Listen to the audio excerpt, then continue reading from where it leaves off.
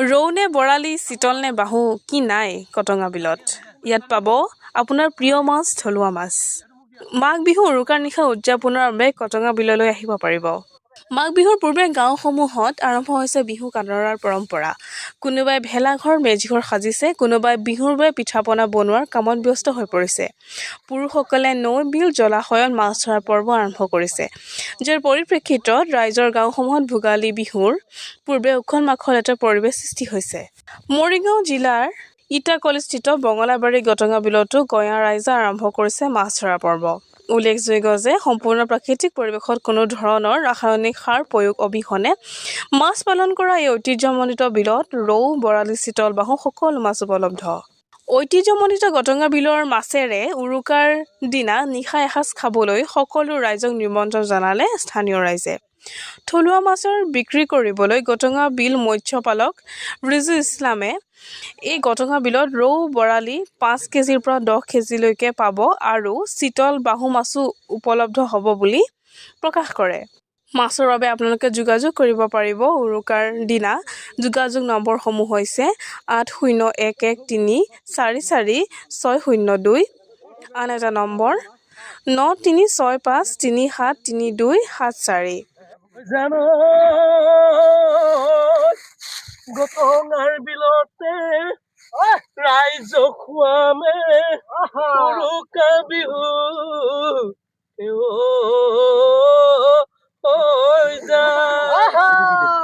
বঙালাবাৰী বিলতে গটঙাৰ বিলৰ মাছ ৰাইজক খুৱাম আমে বুলি। এই গটঙাৰ বিলৰ মাছ সকলোৱে এতিয়া খাই ভাল পাইছে। আকৌ এই বছৰটোত ফোন কৰি আছে আমাৰ কাৰণে, এই গটঙাৰ বিলৰ মাছৰ কাৰণে। সেইটোৱে, সেই মাছৰ যিটো সোৱাদ এই অঞ্চলবাসীয়ে আমাক খুব ভাল পাইছে আৰু একো দিয়া নাই বুলি সকলোৱে গম পাইছে। যেনে বিলৰ আৰু যিখিনি আমাৰ ধৰ মিয়াৰ এলেকাৰ ফিচাৰীবিলাক চব সাৰহে থাকে। ইয়াত আমাৰ যিটো এতিয়া 100 বিঘাৰ মাছ, এনে 16 বিঘাৰ মাটিৰ 100 বিঘাত আমাৰ চৰিব পায় মাছটোৱে। সেই মাছটো চৰিবৰ কাৰণে, খাবলৈ কাৰণে, সেইটো কাৰণে মিঠা। আৰু কি ক'ব, এনে ভোগালী উৎসৱ বুলি আপোনাৰ মাছটো অলপ ৰেট হ'ব নেকি? ভোগালী বুলি মানে যিটো অলপ ডাঙৰ, ধৰ আপোনাৰ ধৰ 5 কেজি, 4 কেজি, সেইটো ৰেটৰ অলপ 400 যাব, 500 হ'ব পাৰে, কমিবও পাৰে। তাৰ ৰেট লৈ হ'ব আৰু গম পালে। মাছটোৰ ৰেটটো যিমান ওজন হ'ব অলপ বাঢ়িব আৰু কম হ'ব, ওজনটো কমিব, দামটো কমিব। লোকেল মাছ বুলি ক'লে এটা বেলেগ এটা হয় আছে, কি ক'ব? লোকেল মাছ বুলি আপোনালোকে জানে, লোকেল মাছৰ সোৱাদটো বেলেগ আৰু ৰাইজে সংঘৰ্ষ কৰে আৰু তাৰমানে বস্তুটো খাবলৈ চাই, বস্তুটো টেষ্টটো কেনেকুৱা সেইটো কাৰণত আৰু বিলৰ মাছ তাতে বিলৰ মাছ। আপোনালোকে দেখিছে নে? আমি এতিয়া দেখুৱাইছোঁ বৰ্তমান গটঙা বিলৰ ৰৌ মাছ, আৰু আমি ডাঙৰ মাছ ধৰাই নাই। সেইটো উৰুকা বিহুত আমি ধৰা হ'ব। আৰু ইয়াৰ মাছ আপোনালোকে এবাৰ খাই চাব, ইয়াৰ স্বাদটো কেনেকুৱা পায়। যিসকলে আজি 2 বছৰ ধৰি খাই আছে, সেইসকলেতো প্ৰতি বছৰ আহি আছে আৰু এইবাৰ আহিব। আৰু নগাঁৱৰ পৰা বহুত মানুহেতো আহে। গতিকে আমাৰ এই অঞ্চলৰ কথা ক'বই নালাগে। এইবিলাক মিয়া ফিচাৰী কিবা মাছ নাযায় তালৈ, খালি গটঙা বিলৰ মাছখিনিৰ কাৰণতহে মানে ৰাইজে আহি থাকে। গতিকে আমি কামবোৰ কৰিছোঁ, আপোনালোকে যেনে তেনে আমাক দেখা দিবহি। মাছ উৎসৱ বুলি আপোনাৰ পৰম্পৰা বুলি আপোনাৰ মাছটো ৰেট বাঢ়িব নেকি বাৰু? ৰেটটো আমাৰ নেবাঢ়ে, আমাৰ এটা ৰেটতে থাকে। কেতিয়াবা ক'ৰবাত 2 টকা বেছি হ'লে আমাৰ ইয়াত অকণমান কমতো হয়।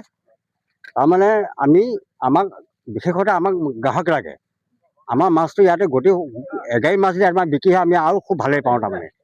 গতিকে আমি বেলেগত নিয়া আমি চেষ্টাটো নকৰোঁ, লাগিলে 2 টকা কমেই হওক, কিন্তু আমি ইয়াতে দিবলৈ চেষ্টা কৰোঁ।